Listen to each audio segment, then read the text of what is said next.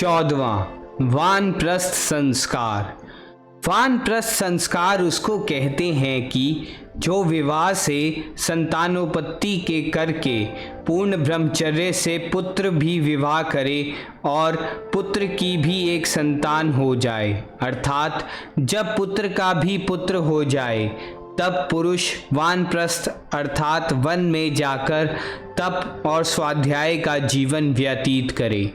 गृहस्थ लोग जब अपने देह का चमड़ा ढीला और श्वेत केश होते हुए देखें और पुत्र का भी पुत्र हो जाए तो वन का आश्रय लेवें।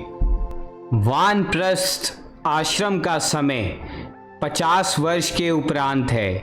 जब पुत्र का भी पुत्र हो जाए तब अपनी स्त्री, पुत्र, भाई, बंधु, पुत्र वधू आदि को सब गृह आश्रम की शिक्षा करके वन की ओर यात्रा की तैयारी करें।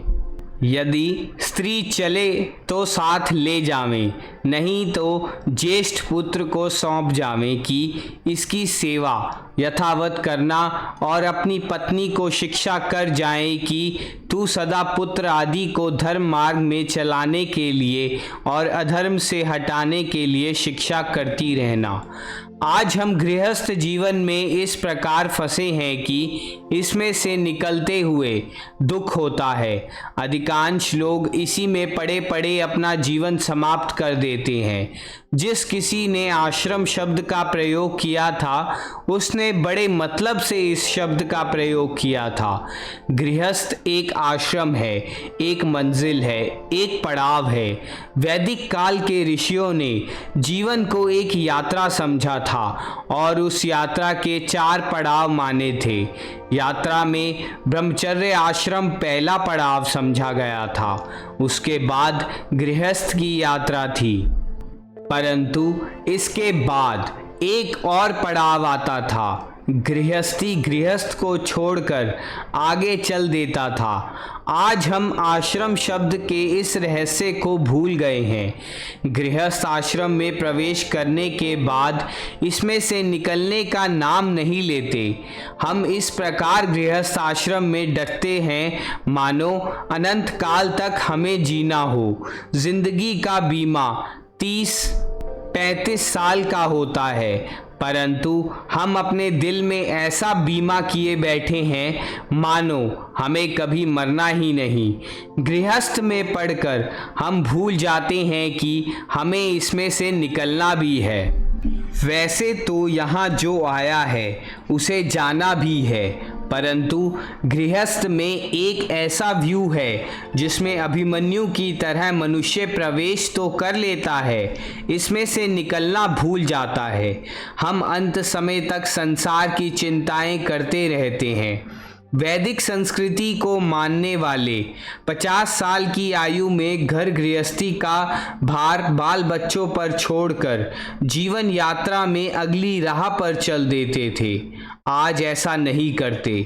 सराय का नियम होता है कि उसमें 5 या 7 दिन ठहरने की इजाज़त होती है।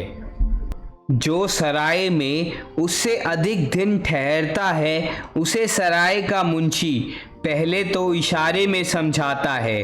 कोई ढीठ इशारे को नहीं समझता तो उसे स्पष्ट कह देता है, और इतने पर भी कोई ना माने तो उसका सामान उठवाकर बाहर फेंक देता है। जीवन एक यात्रा है, इसमें हमें आगे आगे जाना है, भले ही हम चाहें या ना चाहें।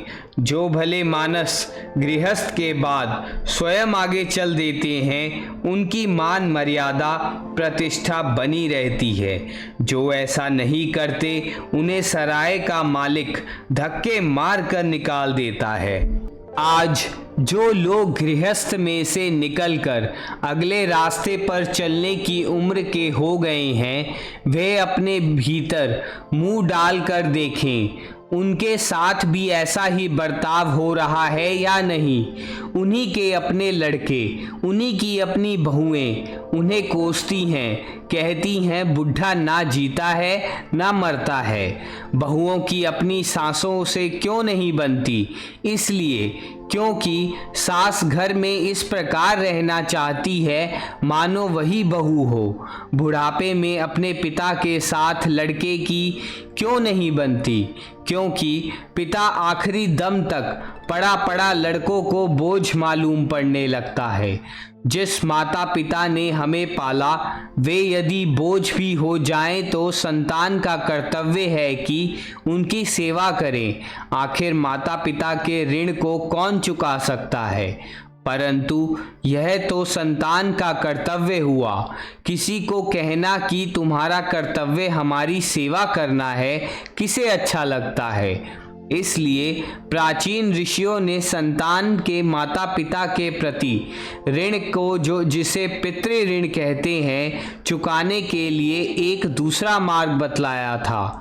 उन्होंने यह मार्ग नहीं बतलाया था कि माता पिता वृद्ध होकर घर में चौकी कर बैठ जाएं और पुत्र उनकी पूजा करें।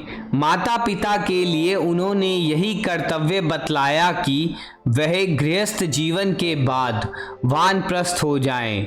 उनकी संतान पितृ ऋण को चुकाने के लिए गृहस्थ आश्रम में प्रवेश करे और अपने से उत्तम संतान संसार में छोड़ने का प्रयत्न करे।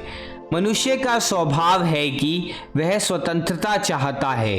यदि माता पिता घर में बने रहें तो उनकी संतान को घर में स्वतंत्रता से अपनी इच्छा अनुसार काम करने का मौका नहीं मिलता, और इसलिए दुनिया में जिनकी सबसे अधिक बन सकती थी उन्हीं की इतनी बिगड़ जाती है कि आसपास के लोग तमाशा देखने के लिए इकट्ठे हो जाते हैं।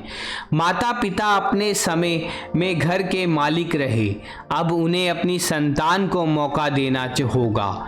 लेकिन हुकूमत ऐसी चीज है जिसे अपने हाथ से कोई किसी दूसरे को देने को तैयार नहीं होता।